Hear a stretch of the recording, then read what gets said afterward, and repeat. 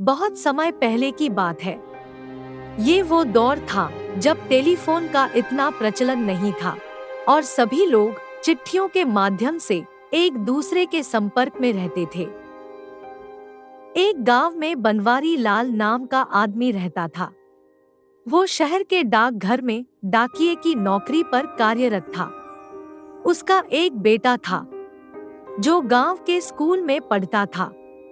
बनवारी लाल हर रोज डाकघर जाकर वहां से चिट्ठियां, मनी ऑर्डर आदि लेकर अपने थैले में डालता और शाम होने तक उन्हें उनके पते के हिसाब से बांटता रहता। बनवारी लाल की एक बुरी आदत थी।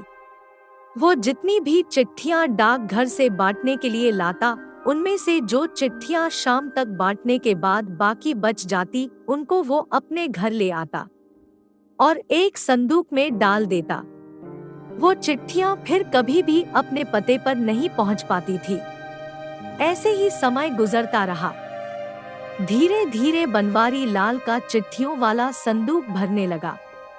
ना जाने कितने ही लोगों को उनके लिए दूसरों द्वारा भेजी गई चिट्ठियां कभी नहीं मिली और उनके कितने ही जरूरी काम बनवारी लाल की वजह से अटक गए। बनवारी लाल को इस बात का एहसास कभी नहीं हुआ। बनवारी लाल का बेटा शहर के हाई स्कूल में पढ़ता था। वो 10वीं कक्षा में था। इस बार बोर्ड का इम्तिहान होना था।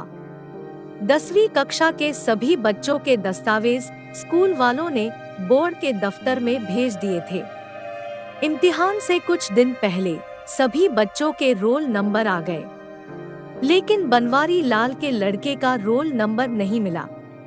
बाद में पता चला कि उसके फॉर्म में कुछ गलती थी। जैसे तैसे करके फिर से उसके लड़के के दस्तावेज बोर्ड के दफ्तर में भेजे गए।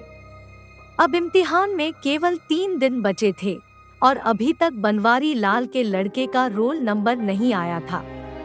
बनवारी लाल बोर्ड के दफ्तर में गया तो पता चला कि उन्होंने रोल नंबर डाक से भेज दिया है।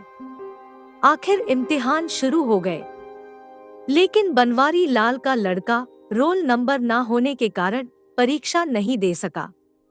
बनवारी लाल ने बोर्ड के दफ्तर के बहुत चक्कर लगाए, लेकिन कुछ ना हो सका। उसके लड़के का पूरा साल बर्बाद हो गया। अब बनवारी लाल को अपनी गलती का एहसास हुआ कि उसने भी ना जाने कितनी ही चिट्ठियां उनके पते पर नहीं पहुंचाई और उसकी इस गलती की वजह से ना जाने कितने ही लोगों को परेशानियों का सामना करना पड़ा होगा। उसने फैसला किया कि आज के बाद वो सभी चिट्ठियां बांटेगा और जो चिट्ठियां उसने आज तक नहीं बांटी उनको भी वो सही पते पर पहुंचाएगा। धीरे धीरे उसने नई चिट्ठियों के साथ साथ पुरानी चिट्ठियां भी बांटना शुरू कर दिया। अब लोगों को पुरानी चिट्ठियां मिलनी शुरू हो गई, लेकिन अब बहुत देर हो चुकी थी। कोई अपनी नौकरी के लिए इंटरव्यू नहीं दे पाया, तो कोई आखिरी समय में अपनों के पास नहीं पहुंच पाया। बनवारी लाल के कारण कितने ही लोगों को इतनी परेशानियों का सामना करना पड़ा, लेकिन अब उसे भी इसकी सजा मिल चुकी थी। उसका लड़का इस साल परीक्षा नहीं दे पाया। बनवारी लाल अब अंदर ही अंदर अपनी गलती का पश्चाताप कर रहा था। इस कहानी से हमें ये सीख मिलती है कि कभी भी अपनी सहूलियत के लिए किसी दूसरे का काम खराब नहीं करना चाहिए।